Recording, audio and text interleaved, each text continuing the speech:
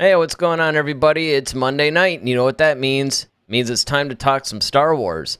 So it looks like now Boba Fett's changing his armor. Let's talk about it right now. You're listening to Head to Head, a Star Wars podcast. Two fans, two generations, all things Star Wars begins now. All right, hello, everybody. I'm Eric Vansel. I'm Daryl Sanders. And we're your hosts for this wonderful, illustrious show. That's right. So, yeah, now, it seems like every week we've got something new to report about either The Mandalorian or Boba Fett or something. So we went through the whole changing the name of the ship to call it like the fire spray. Yes, the fire spray, right. Well, now it looks like we're getting a little bit of a change in the armor. So what's the background in all this? Yeah, I mean, for those of you who are late to the party, Boba Fett did return in The Mandalorian Season 2. And, he made a great showing. And, of course, the first person we see in his armor is the Marshal, Cobb Vanth. And he's sporting the Boba Fett, Mandalorian armor, to which Boba Fett eventually retrieves. And he rocks it once again. And there's been some modifications made to it, due to Cobb Vanth. And yeah, it was really different, actually. And one of the things that I noted that was cool, but I don't know. Well, first of all, there was a whole difference in the chest plate and, some of that stuff. But it was the cleanliness of the helmet. The fact that it was all pristine, I don't know, it kind of drove me nuts in a way. Yeah, you kind of like that battle-worn, damaged, helmet. And then also, he switched some of the targeting things. He added that targeting thing to the helmet and stuff like that. So, I mean, those things were cool. Yeah, he made some alterations. Yeah, I mean, and again, I don't, it was cool. It didn't ruin the show for me or anything like that. But, I just like here, this to me, this is Boba Fett. And it's just, I really hope that, and again, we'll get into this. By the way, Ronaldo and Joanne are joining us, of course. So hi, guys. But, hey, everybody. The thing that I want to just see a little bit of, I guess, a progression. But at the same time, I also want to see the familiar. I don't want them to change too much about what everybody loves about Boba Fett. Now, one of the things that I will say right off the bat is they did not change the characterization. And in fact, they gave us, hey, here's the reason why this guy is one of the most feared bounty hunters in the galaxy. Now, that's something they did in this that they did not do in, say, the original trilogy. Yeah, and even more so to that point, Boba Fett was pretty much what we thought The Mandalorian was going to be out the gate. Yeah. Remember when we first started watching this, we were like, man, he's getting his butt kicked all over the place, what the heck, Yeah, I do but, remember Boba that, Fett man. comes in, though. Yeah, Boba Fett comes in, man, he's doing the butt kicking, he's, taking names, and he's really, ditching it out to people. Yeah, he's just really brutal, really vicious, really efficient, and I love that because that is what we expect from Boba Fett. Right. So on to the, at the conclusion of, several, adventures with Boba Fett and the Mandalorian, we come to find that he's now going to take his talents back to Tatooine, and he's going to kind of take over Jabba's palace, which, he basically storms in that place with Fennec Shan and, basically reclaims, Jabba's palace as his own. And so now in his new series, the Book of Boba Fett, of course, as aforementioned, you mentioned that they changed the name of Slave One, his ship, to now Fire Spray. And now we're talking about that they're actually thinking about changing his armor. Now, I don't know what that's going to look like or the rationale necessarily behind it. Maybe it could be some upgrades. Maybe he's trying to modernize his suit a little bit. I don't know. Maybe he's running to some more Beskar, because it seems like, and you and I talked about this too on with the Mandalorian. It's like Beskar's all over the place. The Empire's got stockpiles of this stuff. They're bringing out giant canisters, filled with like Beskar, which is the metal that the Mandalorians use to, make their armor. And so it makes me wonder, are we going to see the armorer in this particular series as well? Yeah, I was going to say, and I was definitely going to bring up the armor and all this, but just a little bit more background on this. Part of the reason is that they're doing this is because Dave Filoni basically was talking about how this new change in the armor or whatever is going to be tied into him trying to get revenge on people.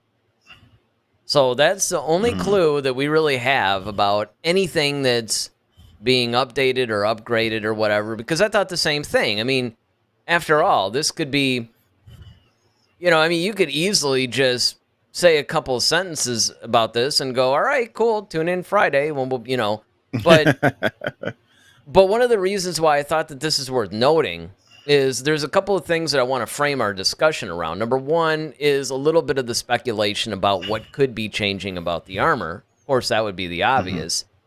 But the other is they're really starting to tamper a lot with, and this is also going into the comic books and stuff like that too. They're really starting to kind of tamper a little bit with some of the lore, and they're making a lot of changes, it seems. Some of them, I think, are just changes based upon just character development. But the other changes that I see focus a little bit more on course correction. I think would probably be the best way to put it.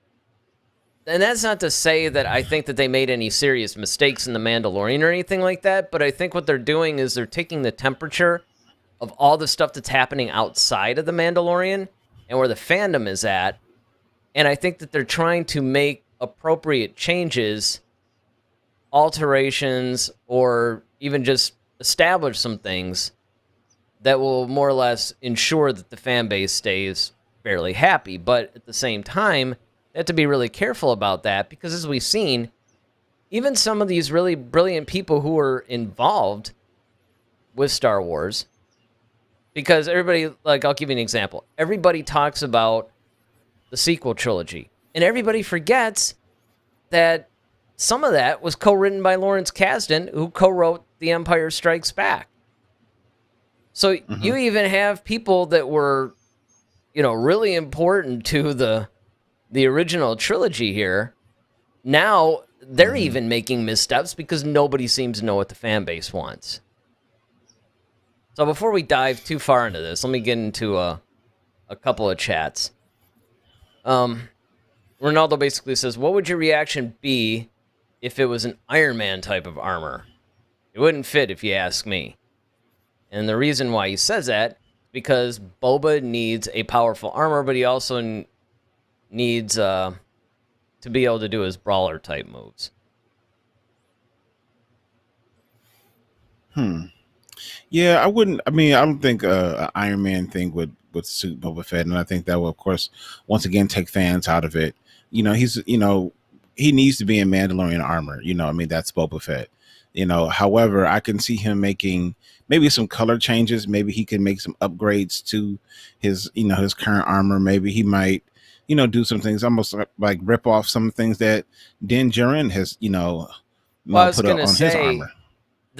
And I think that the whole Iron Man reference that Ronaldo was saying, it wouldn't necessarily, look like or anything like that. But I think what it would be is it would be more of a sealed type of Mandalorian armor. So it would look like Mandalorian armor, but it would be pretty much encasing the person. Whereas if you look at, at Boba Fett's armor, it's really pieces. Yeah. Whereas you juxtapose that with, say, Jango, or even, like you said, Din's second armor, like once he got the whole full-on Beskar thing and everything, that one's a little bit more, kind of like it's not really a one-piece thing, but it really more seals everything up and encases the person who's wearing it. Well, I mean, I think, the Django or the Din style is fine for Boba.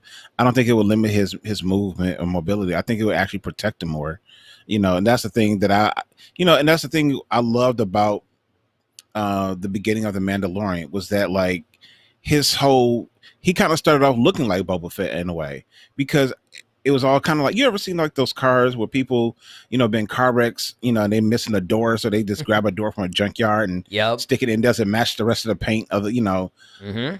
It's kind of like that, and that's kind of where you're looking at, with Boba Fett's uniform or armor. It's kind of piecemeal together, is battle worn.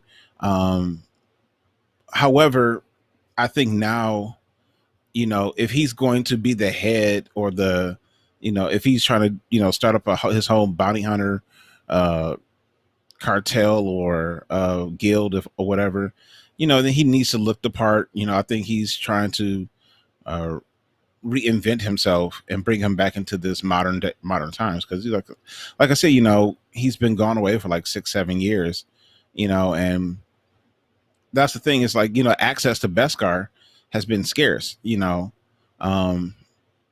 so now that, there seems to be plentiful pounds of it, all over the place, he maybe it's like, okay, you know what, let me make some upgrades, let me, do some things to kind of strengthen my armor, especially if I'm going to exact revenge on some of my, my foes.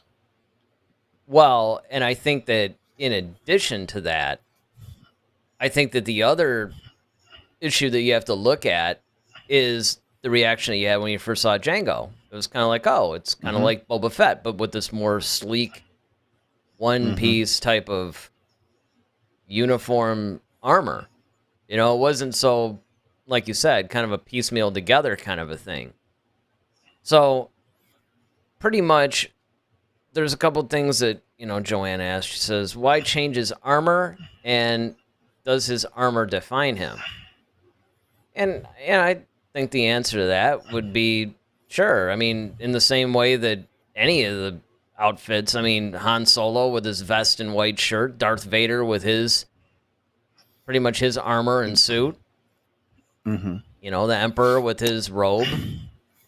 Well, and it's funny because it's funny that she asked that question. I just finished watching one of the episodes of Rebels, and it was because I've gone back and kind of watched some of those just to get more, and it's really kind of eye-opening now that I've seen kind of like The Mandalorian, and then now I kind of go back and kind of see some stuff. And there's a part where Ezra was asking Sabine, because Sabine had created this weapon that could pretty much attack Mandalorian armor, because Mandalorian armor is pretty much indestructible, even to lightsabers. Yep. And so, Ezra basically asked the questions like, well, why don't you just change your armor then? Come up almost the same thing. And she's like, well, the armor is a part of their history, though. Like, even though Boba Fett isn't a true Mandalorian, it's still, kind of says he is now. Well, yeah, now he is. Well, yeah, now that he's considered a true Mandalorian, now you could actually say that, okay, now it's a part of his history. And so now, because it's a part of his history, it means more to him. It says something about, like, when you see somebody walk in with that Beskar and, okay, you're a Mandalorian, it just totally, completely, identifies you and defines you. So, yeah.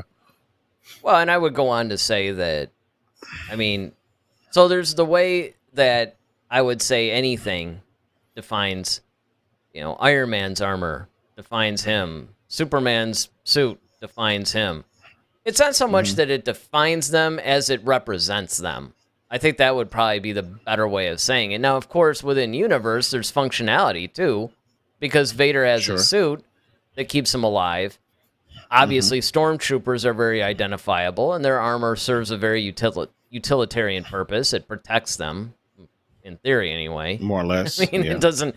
Even Ewoks could beat them with clubs, and it's fine, I guess. But it looks cool. And then, of course, you have Boba Fett's armor, or Jango's armor protects them, and there's all kinds of. You can look at the costuming and everything of every character. And within universe, I'm not talking about movie making or anything like that, but in universe, it does serve a purpose.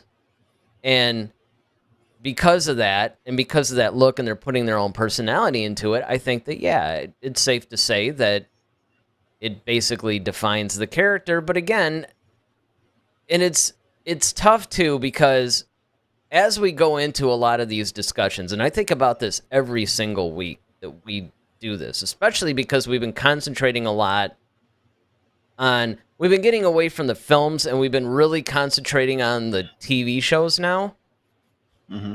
And one of the things that I would say to any viewer, because we've had chats in the past too, where, you know, somebody will say, well, I haven't really seen, Clone Wars, but I'm watching it. It's like different things like that. Mm-hmm. And I would say, and you can certainly weigh in on this, please do, is I'm thinking now with the world building that they're doing, not just within each series, but then across series into the films, even into the comics. Because like I said, the War of the Bounty Hunters comics right now are really going to be beneficial for you to read for the upcoming season of The Mandalorian and as well as the Book of Boba Fett. It really is. I mean, it's like this close now to being almost required reading. It's not that you can't enjoy it without it, but it really enhances it and it becomes more and more necessary. Now, it's getting to the point to where it's really going to be difficult to talk about any of these characters. Now I'm focusing on the characters. It's going to be tough to focus on these characters if you don't actually watch a lot of these series now. Because being that we're talking about Boba Fett tonight, we learn more about Boba Fett in The Mandalorian Season 2 than we have in anything else. And I'm going to include the Clone Wars in that too. Yeah, he made an appearance in the prequel trilogy in one film. Yes, he was featured quite a bit, peppered in throughout the Clone Wars series, which you do learn a little bit more about him. And then, of course, you had some of these other things. Yeah, the original trilogy. But really, you learn more about his character in Season 2 of The Mandalorian than you do anywhere else. And so coming up on the Book of Boba Fett now, which, they called it a limited series. Now it looks like they're going to go and move it into a Season 2. It's almost like you have to now, in order to understand this character better, you actually have to understand, you have to watch all this stuff, or you're not really going to fully understand it. True. Yeah. I mean, I think you're right. I mean, like you said, the world building, the things that they're trying to do within Star Wars, they're trying to expand it and try to make it more vast as far as stories that we're familiar with, and then stories that some that we're not. I think, like I said, you have a lot of things that spawn out of things. So, like I mentioned, Rebels, that started as an animation, but now, like, okay, to those people who watched The Mandalorian, let's say you never watched Rebels, and let's say you never knew, you never read any of the books, you're probably wondering who the heck is Thrawn? Yeah. Right? When Ahsoka's like, okay, well, where's Thrawn? And I'm like, okay, well, is Thrawn a person or a thing or an like, what is that? Right. If you don't know, you're looking for a spear, I'm looking for a Thrawn. Exactly. Exactly. And so, because, like you said, you have to kind of watch all these different shows now, because especially if they start, starting one story in one show and then picking it up somewhere else. Oh, yeah. That's coming. You're really gonna, it's coming. So you're really gonna have to like be invested into the Star Wars world. No different than how people are into Marvel right now, because everything is like, okay, well, you might watch Winter Soldier and Captain, the new Captain America or Falcon and Winter Soldier. You might watch that and like, okay, I just like these characters, but then they create some storyline that's like, well, great, now I got to watch Loki now just to figure out like what the heck they were talking about in that. And so it broadens the spectrum of everything in Star Wars, which is great for us hardcore fans, because that's kind of what we want, but yeah, it's going to be it's going to be harder and harder to be a casual fan now. Absolutely. The days of the casual fan are ending. Now, that's not to say in the film world you can't still go and see these films, because even you brought up the Marvel universe. Even in the Marvel universe, you can go see Ant-Man and enjoy it for what it is. It's a relatively self-contained plot. Yes, they're making a bunch of references to other stuff, but if you're a casual fan, it won't necessarily ruin your enjoyment. It doesn't quite cross the threshold of, oh, wait a minute, I don't understand what's going on here. It doesn't get to that point. I mean, I guess there might be a few Marvel movies where they do approach that a little bit, but for the most part, you can throw on almost any one of them. I mean, obviously, if you're talking within a series, like for instance, Thor. I mean, if you start with Thor Dark World, it's like you might be lost, right? You got to at least see all the movies within. But I mean, if you just pick any of the standalone Marvel movies, like the first Thor movie, the first Captain America movie, the first Iron Man movie, any of these you can enjoy just as a standalone film. And you could do that within Star Wars as well. And I have a feeling you're going to continue to be able to do that when it comes to the movies. The problem is going to be, though, if they actually start to have some of these series inform some of the plots of the films a little bit, then it might get a little bit tricky. But for right now, anyway, I think it's safe to do that. But when it comes to anything in the TV universe, I think it's a whole different story. And to add to that, they're now taking film characters and they're completely expanding them to the point to where if you need to know anything about the character now, you got to go into the TV universe. Yeah, and that's like Boba Fett's a great example of that. Let's go to a couple of these chats here. Ronaldo says he, meaning Boba Fett, was awful in episode 2, I think. Well, that's interesting. I don't know. I think he was great. Well, I mean, I guess it depends on what you're looking for. I mean, he was a kid. I mean, it's only so much you could really expect of the character at that point. Yeah, I mean, the problem with episode 2 was the fact that he could almost have that Anakin effect on people. You know, the annoying little kid thing. Mm-hmm. But I thought that there were some things that were... I mean, first of all, yeah, like you said, I mean, at that point in the story, what really can you do? I mean, if you have him do too much, it becomes too unrealistic. But if you go scene by scene, you know, the first time we see him, of course, is on Kamino. Mm-hmm. And you could tell, okay, this is establishing how, you know, his dad's not exactly friendly with the Jedi and they're not to be trusted. That's establishing that fact. Then you go on further when they're chasing down Obi-Wan.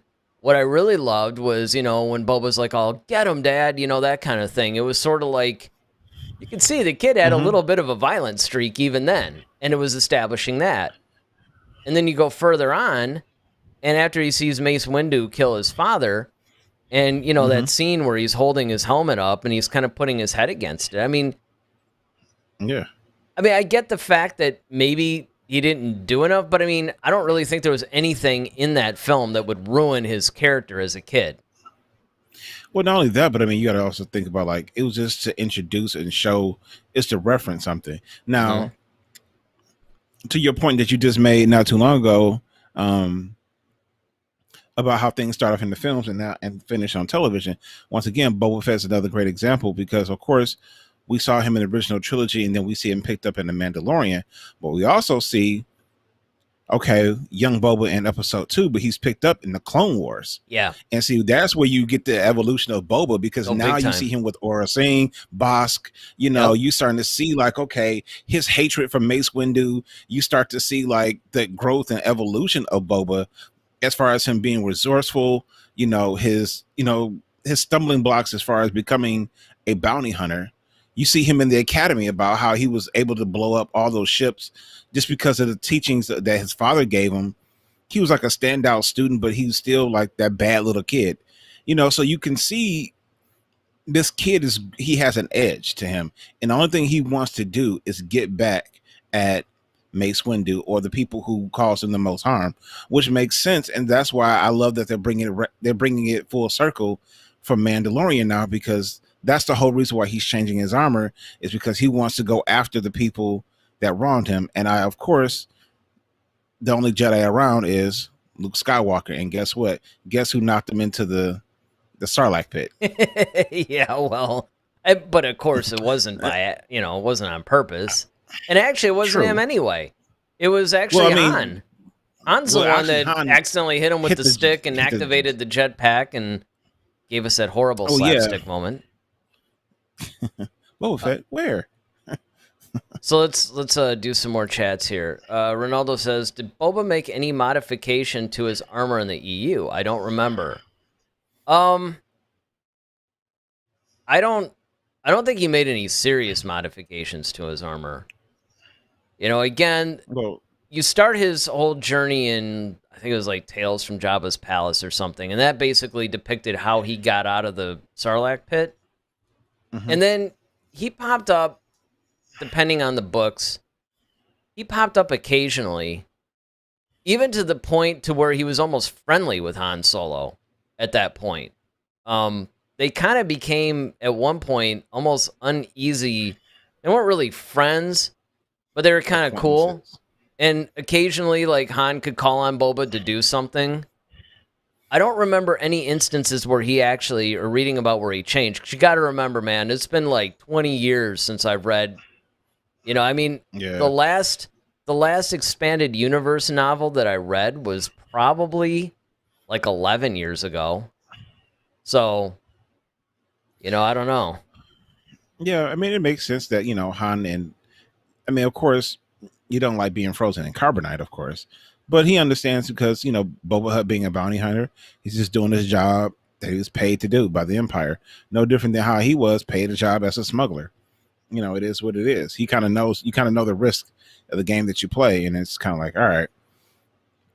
Yeah. But,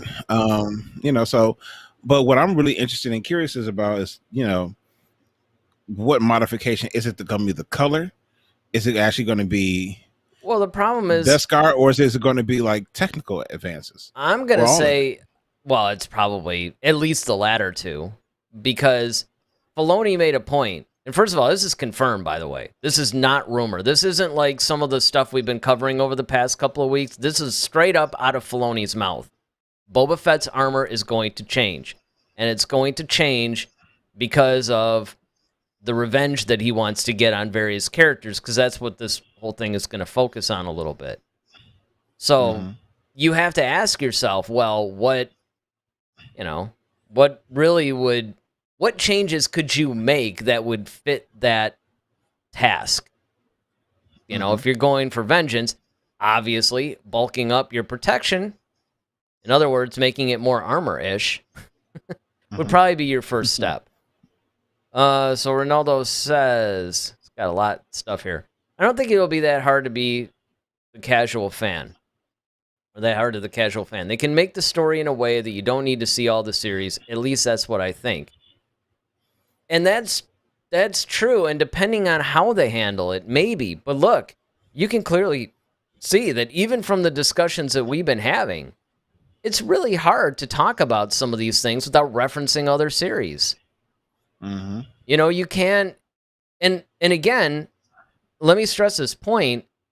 I'm not saying that it's hard to be a casual fan now. I said it's getting to be, and I think eventually, we're going in a direction to where I think it's going to be almost impossible to be a casual fan. I mean, let's face it, a casual fan is going to be a casual fan, right? They're just going to maybe see a couple episodes and, kind of pay half attention and, generally ask their friend, husband, wife, whatever, like, oh, well, what's that? And what's that? And then, of course, the person watching with them, who probably is more of a hardcore fan, is just going to be like, oh, I told you already.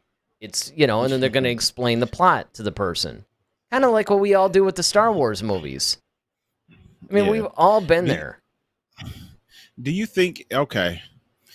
So I think you made a point to this maybe a week or so ago, because you made a great comparison where you were talking about Rogue One and Catalyst, right? Mm-hmm. And how it was like, okay, you can enjoy Rogue One for what it is, but once you read Catalyst and then go back and watch Rogue One, it opens it up way more for you. And I think that's kind of like what's going on here is I think we're going to start seeing things be more enriched because, like I said, with the Clone Wars with Boba, like, okay, you can see Boba Fett in the Attack of the Clones and like, okay, then he pops up and you see him. Oh, like, oh yeah, that's the guy in Empire. All right, cool. He grew up, he's a bounty hunter now. He captures Han Solo. Like, you could never seen the Clone Wars animation and you still get it. It's just the Clone Wars enriches that experience for you especially if you're a Boba Fett fan.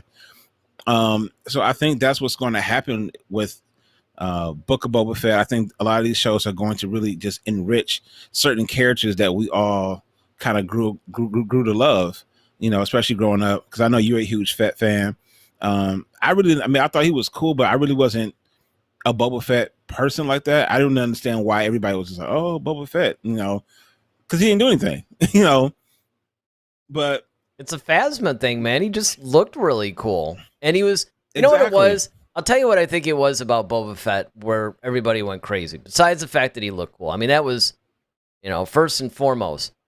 I think what it was is that he was intriguing. You knew there was something going on, in his head, and you knew there was a story to this guy. You can tell just by looking at this guy.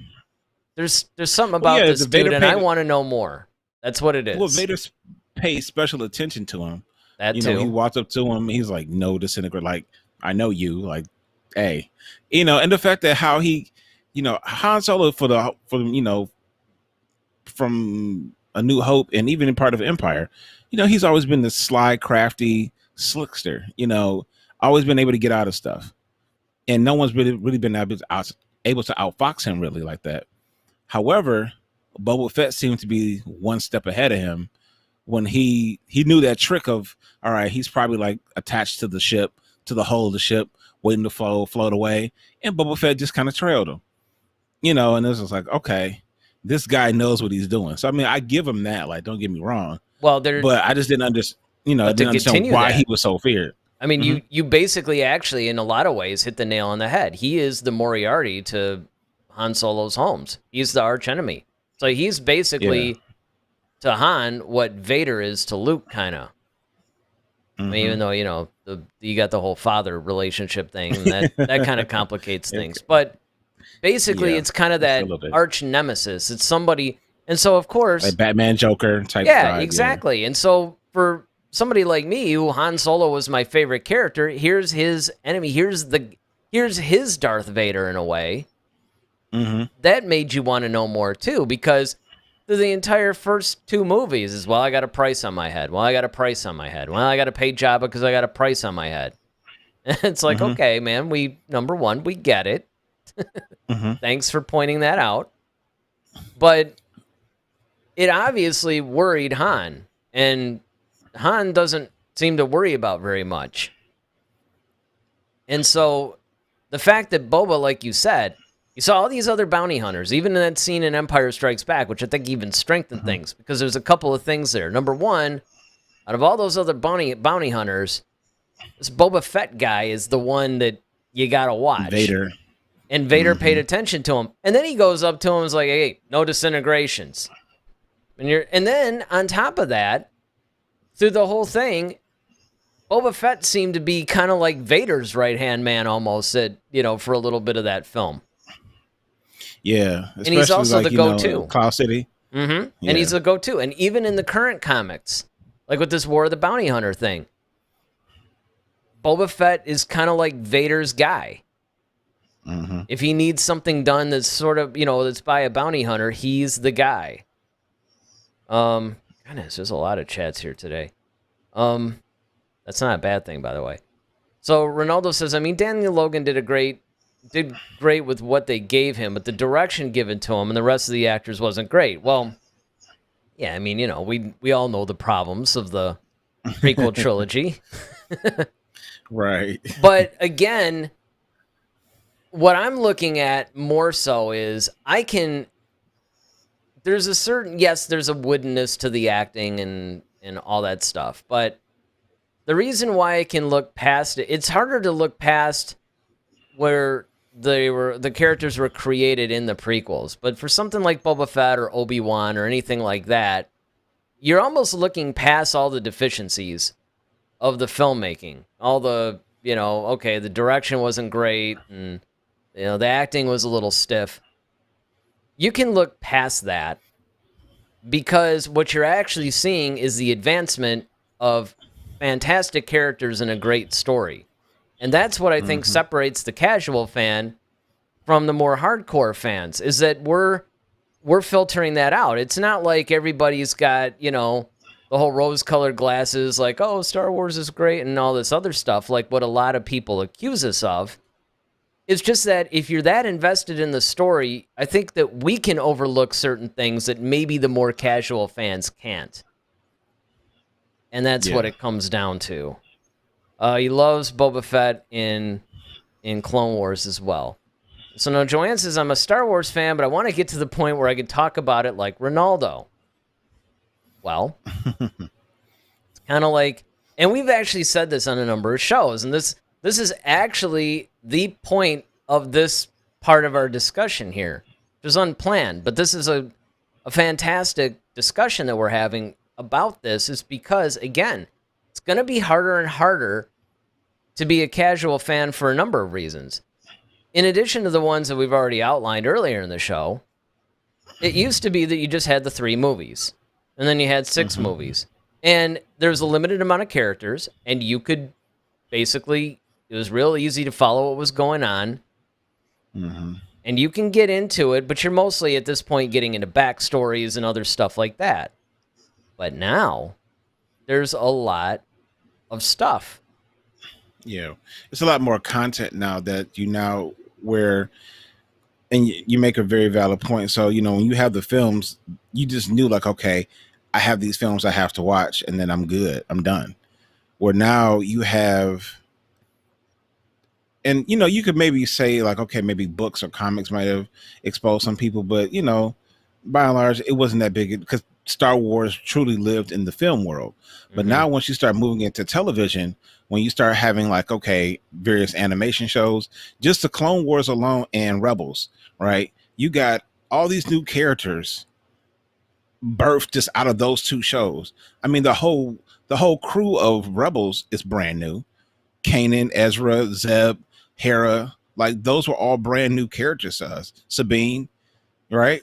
They weren't part of the original trilogy. Now we can say in the Clone Wars, you have familiar faces: Obi-Wan, Anakin, Tarkin, Yoda, Mace. You had all these familiar names that kind of like, all right, but then you start introducing all these new characters. Now you got an Ahsoka. Okay, she's a brand new character who has a complete, story arc. We know what's funny about you that? got Rex.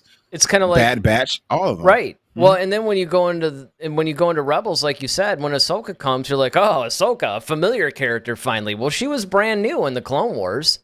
Exactly. So exactly. It's one of those things that if you go back and you watch the Clone Wars, because again, and I want to stress this, and you started to point it out a little bit, but what it is, it's different from the way that the books and the comics were there.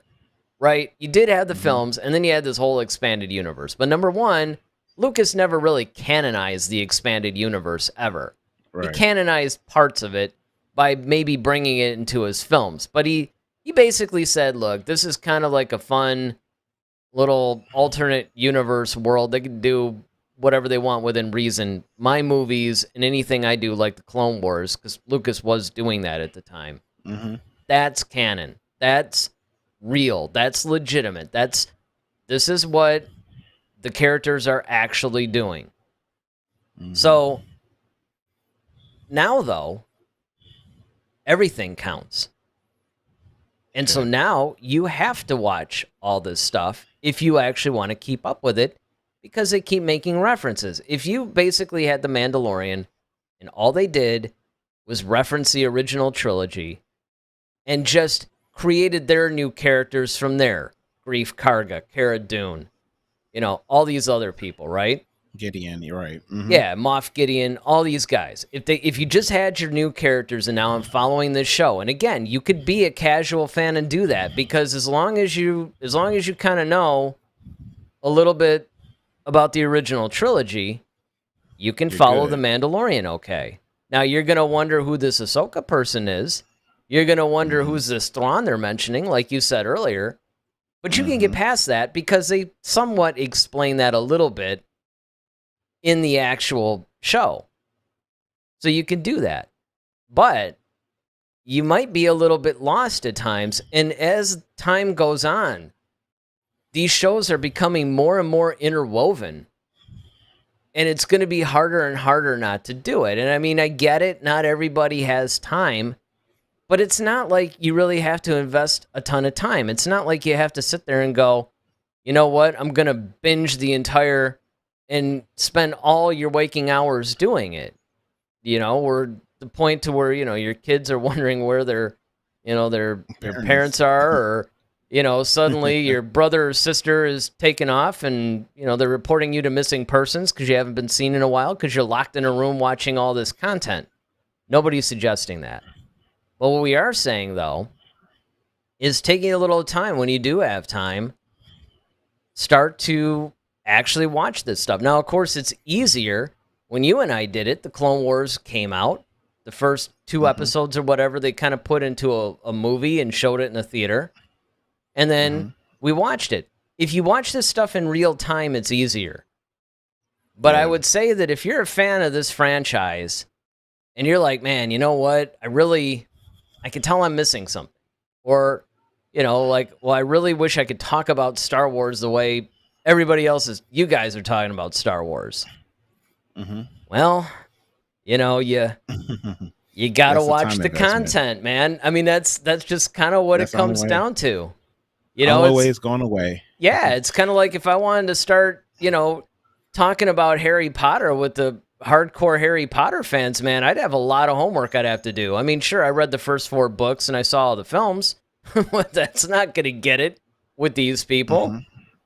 I mean, and so if you enjoy the stuff, I can say this. It's easy to do. All the stuff is good. It's not, I mean, yes, there were some filler episodes in some of these series, but the Clone Wars, fantastic series. And it's probably the longest thing to get through. Yeah. And you could do it backwards. Look, you can watch the 2 seasons of The Mandalorian, then go back to the Clone Wars, and then you hit an episode, and it's like, oh, hey, I remember they dealt with this in The Mandalorian. Oh, this is the origin of that story. Yeah, it works backwards, too. But you got to do Clone Wars. You have to do Rebels. You should probably do Bad Batch at this point. And then The Mandalorian. Yeah. And that's it. That'll really reasonably catch you up. Yeah, that'll reasonably catch you up. Especially if you've seen all the films. Yeah, I mean, right. This is assuming that you've seen all the films. And what I would suggest, maybe you really want to do it, watch The Phantom Menace, Attack of the Clones, then watch the Clone Wars, all 7 seasons, then go to Revenge of the Sith, because the last episode, or really the last season of the Clone Wars, when they came out with season 7, that was pretty much overlapping the Revenge of the Sith story. So if you watch that, and then you go back and watch the movie, it's kind of cool.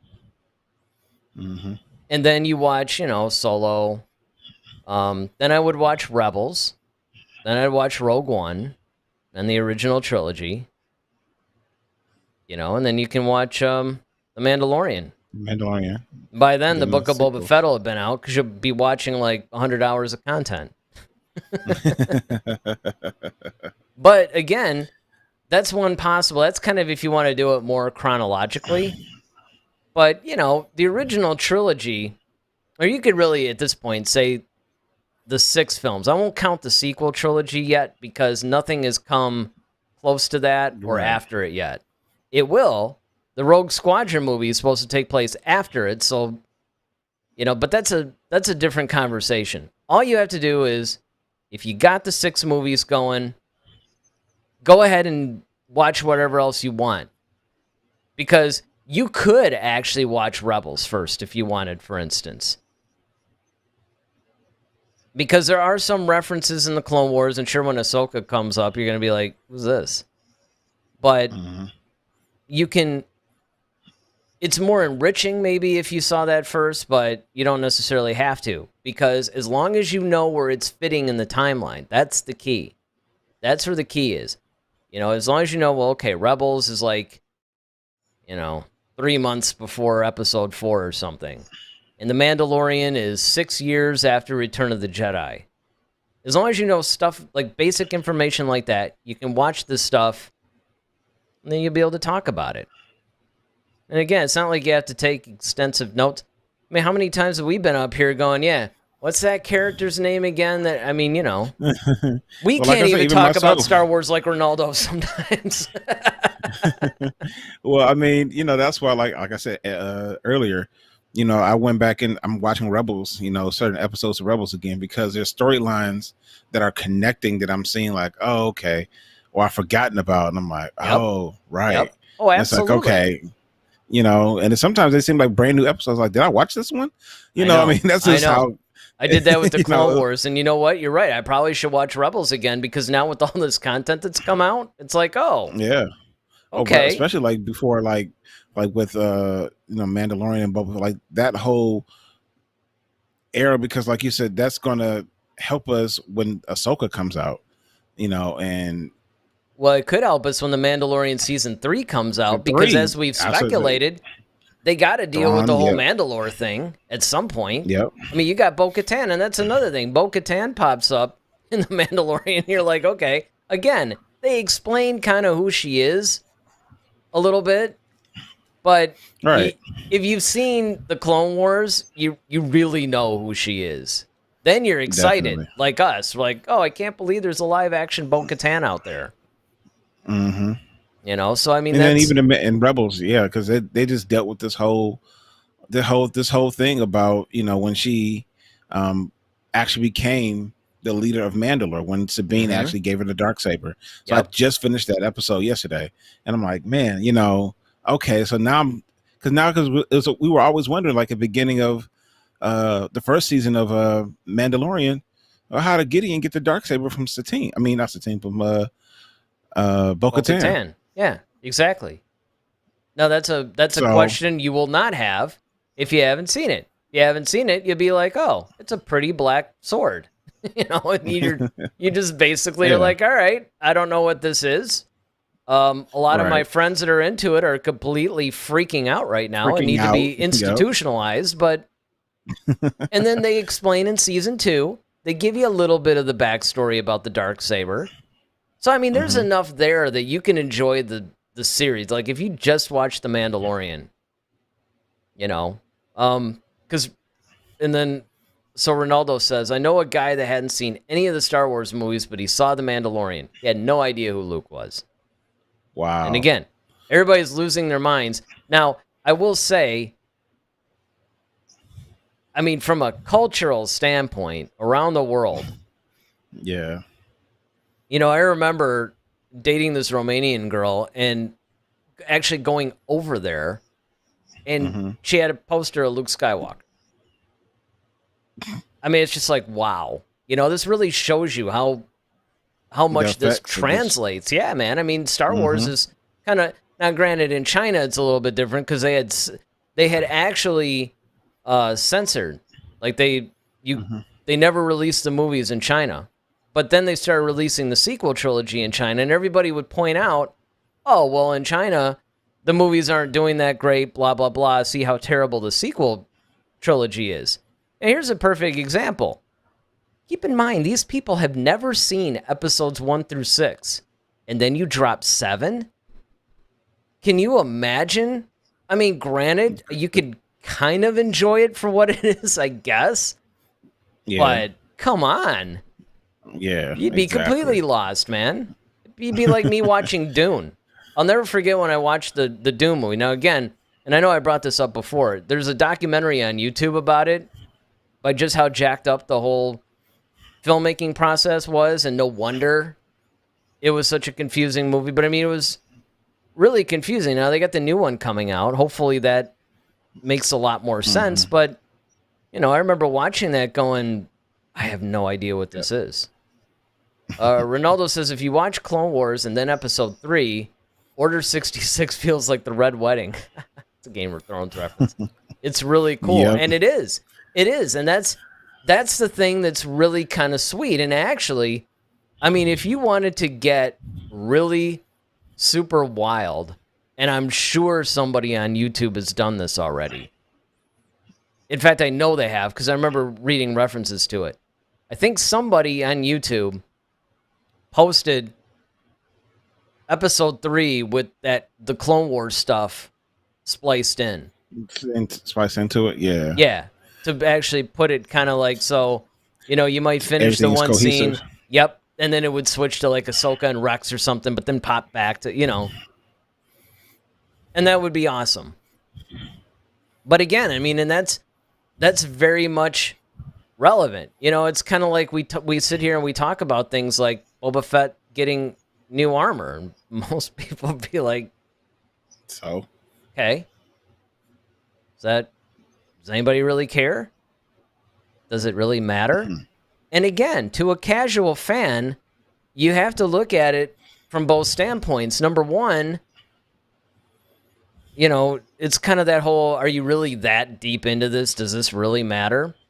But then the second part of it is, now we, unlike before, when we were just geeking out over like 3 films, you now have all this rich content that you can go back and read. And if you're actually a fan and you've gone and you've put in the time to read a lot of the stuff or watch a lot of the shows, you realize the ramifications behind that.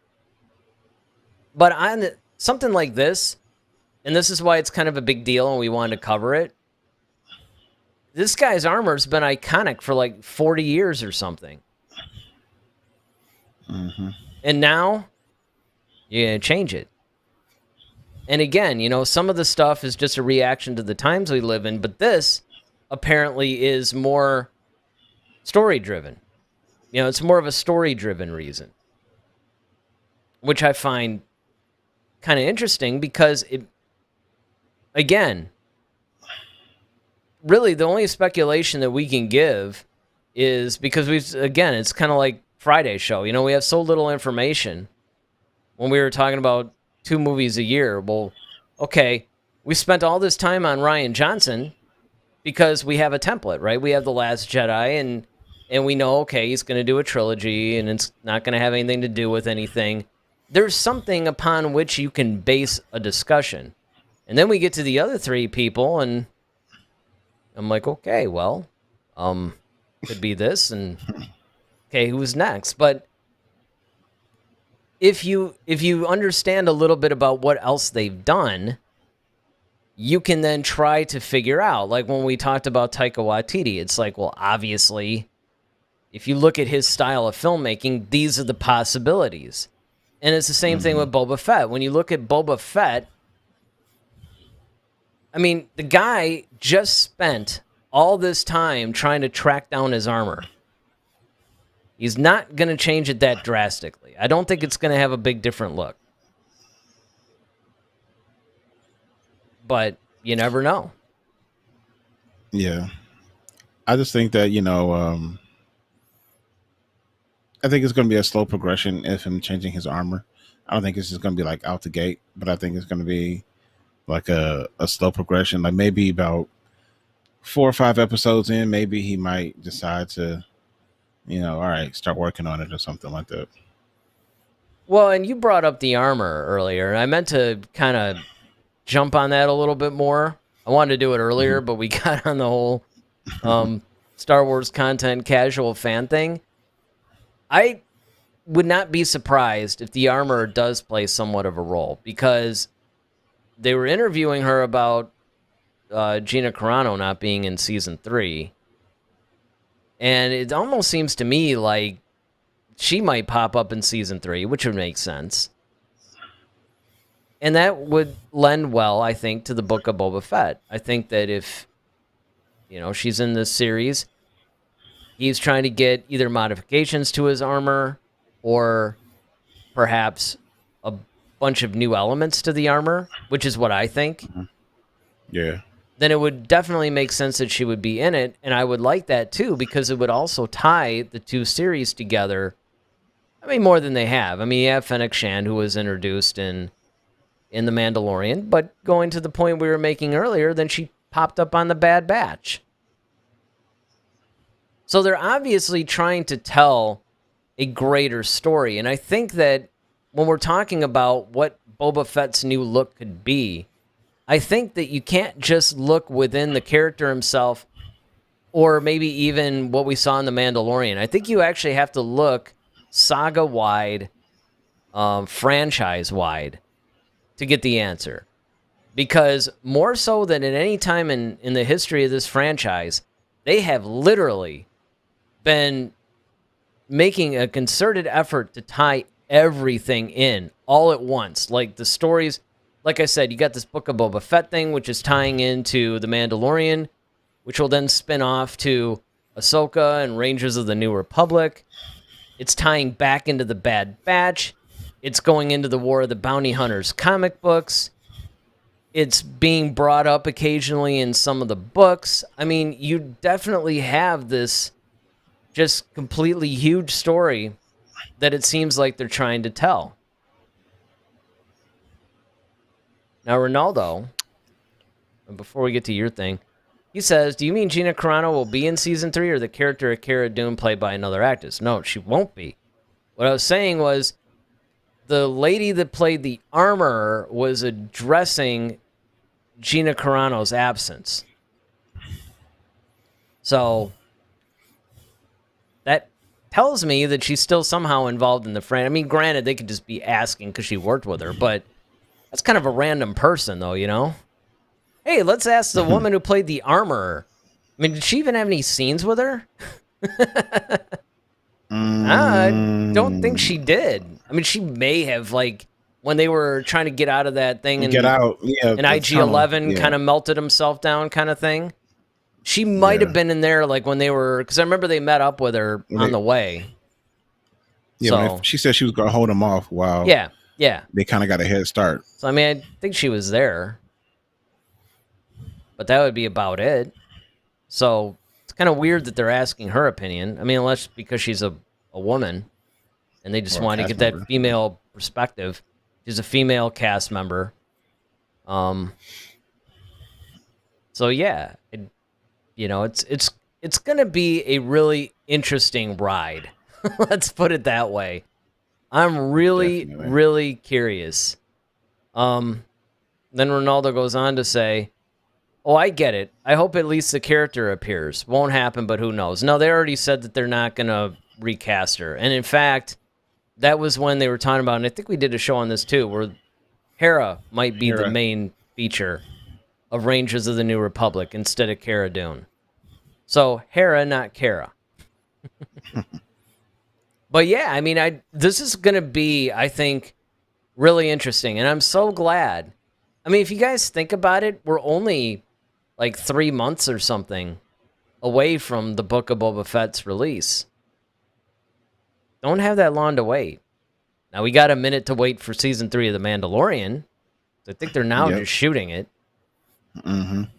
And 2022 is going to be really, really big. It's going to be a pretty crowded year for Star Wars content. But I'm basically hoping for the Book of Boba Fett to be really good, which, of course, Robert Rodriguez said it's going to over-deliver.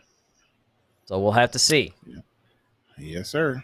But the important thing is, I mean, we know what we think, and obviously, and we know what some of the people who have been chatting in think, but what about you guys? You guys watching the rebroadcast of this wonderful live stream that we do every Monday at 8 p.m.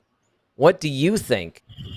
First of all, what do you think Boba Fett's new armor is going to be like? And do you agree that he should even have new armor? Let us know in the comments section below. And while you're there, hit that like button and also hit the subscribe button. Because after all, we want you guys to know when we're going to be releasing new content. And with that, as I said, every Monday and every Friday at 8 p.m. Eastern, we always do a live stream. Well, not always. Sometimes it does get rescheduled. But that's our main thing. We usually do a live stream on those days. do we have any idea what we're talking about this Friday? I don't remember if we discussed it or not. I know we've had a lot of stuff floating around back and forth between us, but you know how I am. I always like to give people a preview if I have it. Friday. Let's see. Look at that. Consulting the Oracle. Yes. See, we're trying to give you guys a preview. Yeah, right. That's it. You're just basically kind of like meditating. As long as you don't start snoring, I think we're all set. Yeah, then I'll turn into the Wookiee. But yeah, right. That wouldn't be bad too. I mean, there's a ton of stuff that's going on in the whole world of Star Wars. It seems like every time we turn around, even if we plan a show, it's like, oh, got to change that and go in this direction. I don't see anything right now, but we definitely would know this week. Yeah, well, just keep your eyes peeled and, check YouTube, and while you're subscribing and watching all of our other shows, keep your eyes open for Friday's show. Friday. Or just watch us on Friday. That's all you got to do. Watch us Friday at 8, and you'll know. So with that, I'm Eric Vansel. I'm Daryl Sanders. May the Force be with you. Always. Head to Head, a Star Wars podcast. Be sure to follow us on Twitter @HeadToHeadSW. Submit your questions for our next show. Visit our official website at headtoheadswpodcast.com. Until next time, may the Force be with you, always.